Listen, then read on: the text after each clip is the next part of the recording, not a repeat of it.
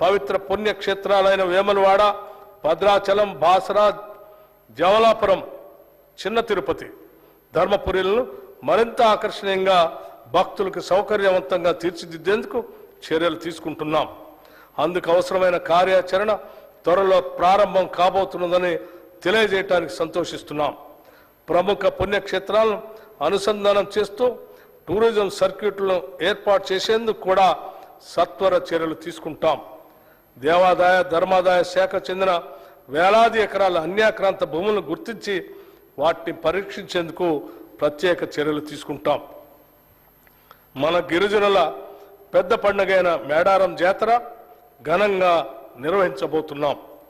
దేశంలోనే అతిపెద్ద అడవి బిడ్డల జాతరలో సమ్మక్క సారలమ్మ తల్లులను దర్శించుకోవడానికి సుదూర ప్రాంతాల నుండి వచ్చే జనం కోసం అన్ని సౌకర్యాలని కల్పించాం. 110 కోట్ల రూపాయల నిధులను కూడా విడుదల చేశాం.